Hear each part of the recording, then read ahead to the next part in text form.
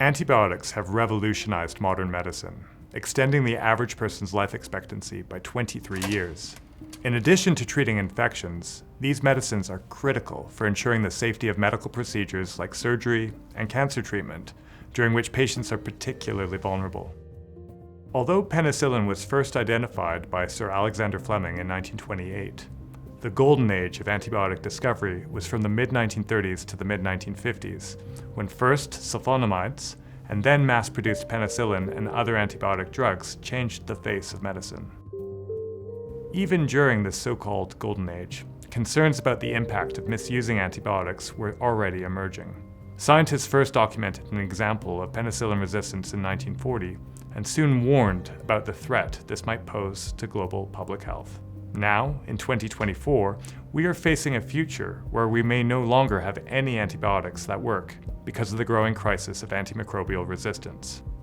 Antimicrobial resistance, or AMR, occurs when bacteria and other bugs like viruses, fungi, and parasites no longer respond to the medicines designed to stop them.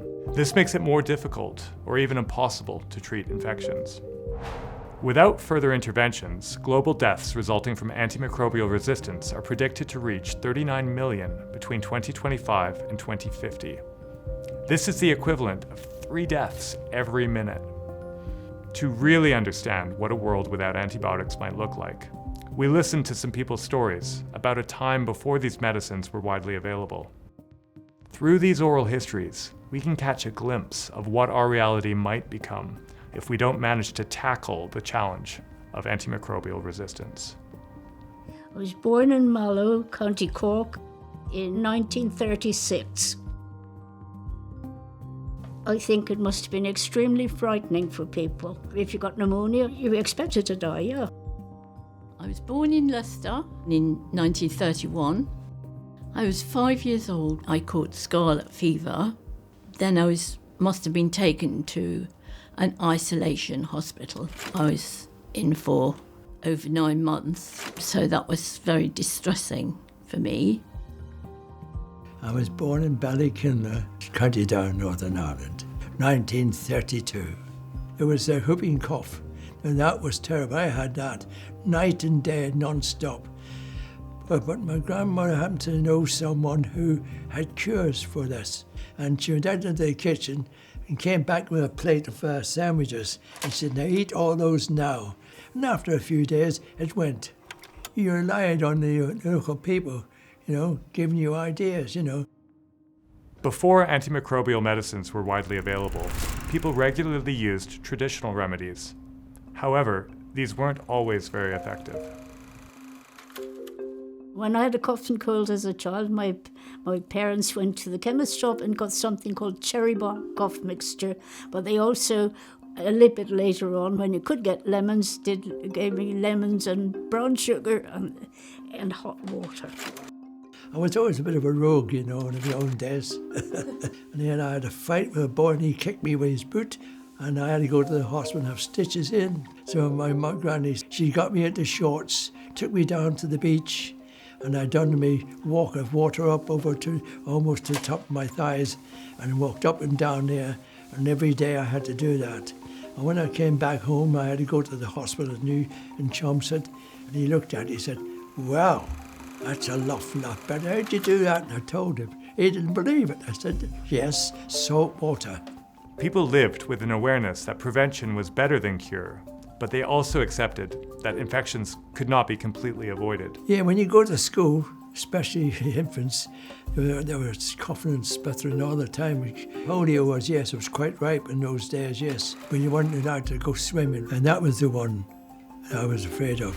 Well, as a child, I don't think I really thought anything about it much, It wasn't something that I dwelt on. We sort of accepted an awful lot of things. If you're going to get it, you're going to get it.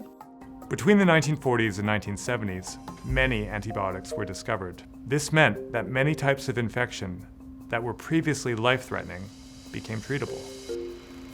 For example, today, scarlet fever is a relatively uncommon infection that mainly affects young children and is easily treatable with antibiotics. But before the advent of these medicines, scarlet fever was extremely serious, often causing long periods of illness many dangerous complications, and even death. Children with scarlet fever used to be immediately isolated and quarantined. So I was just 5 years old and I was put into an isolation ward. Obviously I was very seriously ill because something had happened with my ear through the scarlet fever and had a thing called a mastoid. I was in for a very long time, over 9 months, not seeing my parents, not getting any love in the hospital because the nurses in those days were told not to have anything to do with their patients.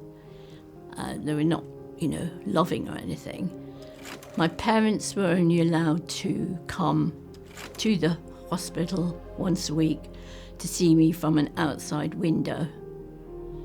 It was, it was quite a traumatic time. So for many years after that, I was really affected. In the early 20th century, tuberculosis, or TB, was a leading cause of death.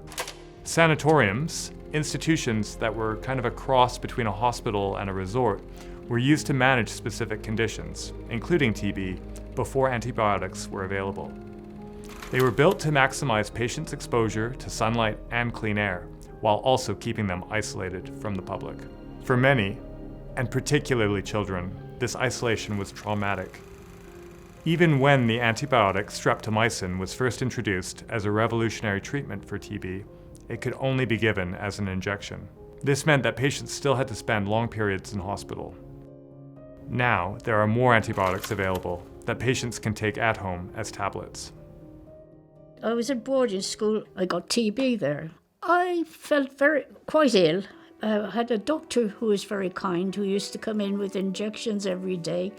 But I did think I was dying because people in books always die, didn't they? I was too ill to care. I was home for about 3 months waiting for a bed in a hospital, a sanatorium.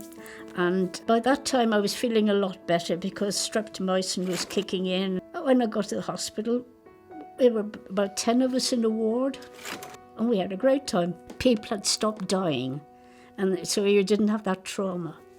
But antibiotics saved my life on 2 occasions, right, yes.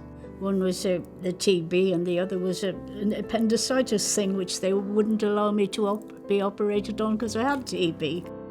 Even when patients recovered, infectious diseases like TB and scarlet fever were associated with considerable long-term impacts. These included physical and mental after effects and social stigma. I felt isolated because having TB was a bit like having leprosy, and you didn't want people to know about it because it was an unspoken sort of feeling. I didn't feel happy about it, and I was always afraid people would find out that I had it. That was a very bad one. I was lucky not to get that, but I knew a whole family in the house all died of it. I had 3 more operations through my life trying to heal my ear because it was very nasty. There was nasty matter, smelly matter coming out of my ear all of the time. And as you can imagine, as you get older, especially in your teens, that is an awful thing. I wouldn't want any child to go through what I went through, and today, of course, they wouldn't. So, what can we do to address antimicrobial resistance? We certainly need new treatments, especially antibiotics. However, discovering and developing new medicines can take a long time. This means that carefully looking after the antibiotics we already have is of the utmost importance. I think there's been too many antibiotics that's been dished out over the years when people didn't need them. And there's no doubt that antibiotics are struggling now because unless you really need them, you shouldn't take antibiotics. If the doctor advises you to take antibiotics, take them, but don't bother getting them for just a cold. A future without antimicrobials isn't happening in 50 or 100 years. This is happening now. We all need to pay attention and take action since all of our futures are affected. Young people particularly, as the professionals, parents, carers, and consumers of the future, you have a vital role to play. Your actions will help to preserve these life-saving medicines and create a safer future.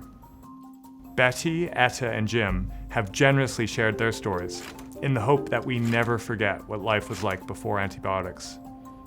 These treatments have changed the course of medicine, and now we all have a role to play in keeping them working.